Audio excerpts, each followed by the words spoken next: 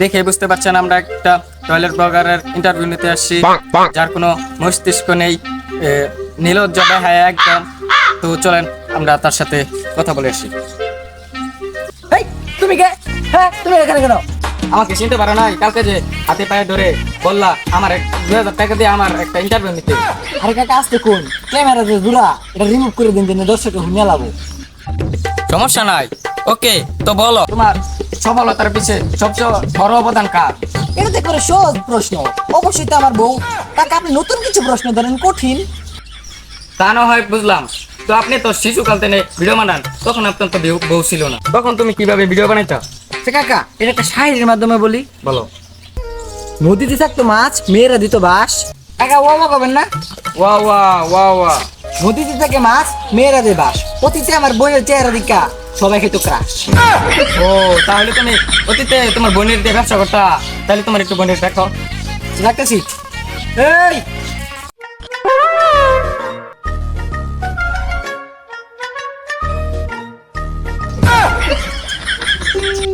আপনি এত নির্লজ্জ কিভাবে হলেন যে আপনার ভিডিও দেখে মেয়েরা লজ্জা পায় আর ছেলেরা বাম হাতের কাজ চালায়?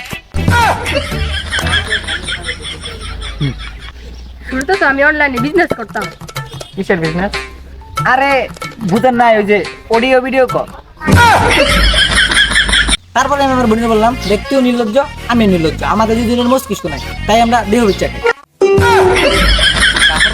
এত নির্লজ্জ হইতে পারে?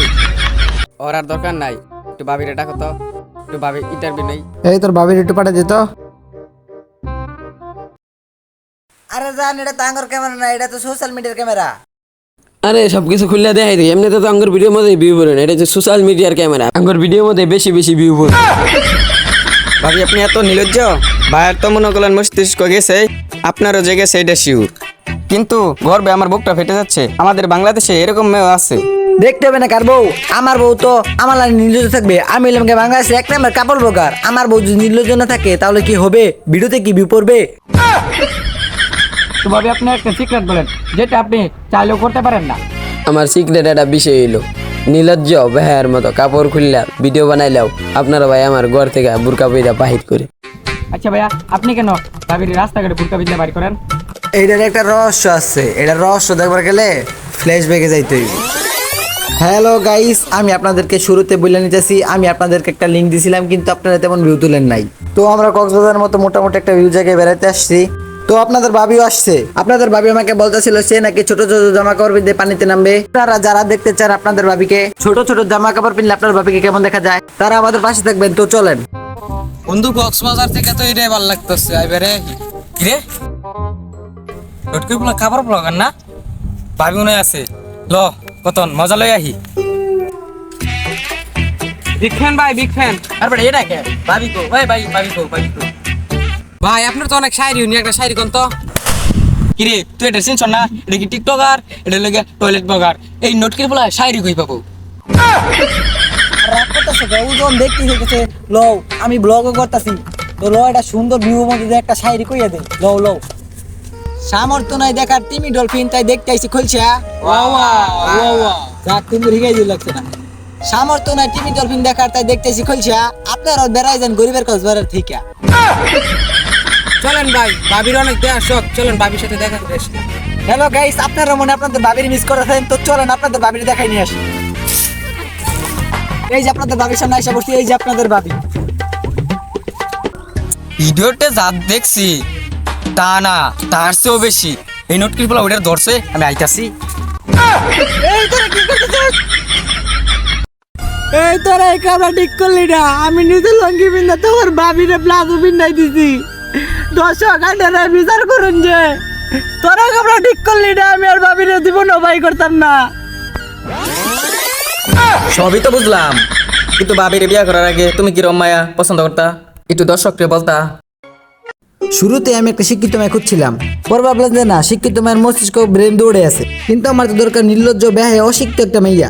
পরে ভাবলাম যে না, আমার তো একটা বান্ধবী আছে যে অশিক্ষিত নির্লজ্জ বেহায়া, প্রয়োজনে ভিডিওর সামনে সবকিছু খুলে দেখাইতে পারে।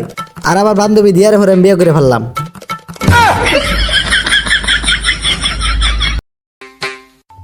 হ্যালো, ও ও বাংলাদেশে তদন্ত কমিটি কাপড় ব্যবহার করে ধরতে আসছে। তো হ্যালো গাইস, আপনারা শুনতে পাচ্ছেন তাদেরকে তদন্ত কমিটি ধরতে আসছে। তো আমি আর এখানে থাকতে চাই না, তাদের সাথে থাকলে আমিও কাপড় ব্লগার হয়ে যাব, আমার মস্তিষ্ক যাবো গা। তো হ্যালো গাইস, আমি এখন ব্যাগ নিতে চাচ্ছি। আমাদের কোনো লজ্জা শরম নাই, আমাদের দুজনের কোনো মস্তিষ্কও নাই, তাই আমার বউ দিয়ার দেহ হচ্ছে খাই। তদন্ত কমিটি ও পুলিশ হেডকোয়ার্টার মিলে কেডিবারকে একটি জটিল কেস দেওয়া হয়েছে। আমি আপনার মেসেঞ্জারে বিস্তারিত পাঠিয়ে দিচ্ছি, আপনি কেডিবারককে বলে দিন। সব কিছু কেডি স্যারকে জানিয়ে দিব।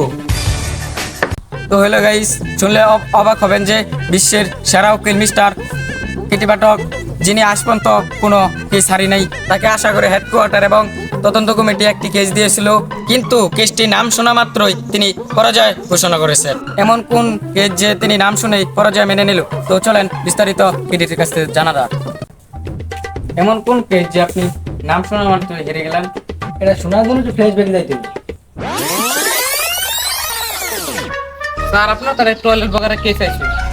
টয়লেট ব্লগার, আমার তদন্ত কমিটি আর হেডকোয়ার্টার ফোন দিয়েছিল এই বিষয়ে। তো আমার কি ওর পক্ষে না বিপক্ষে লড়াই করতে হবে বলো? তার পক্ষে।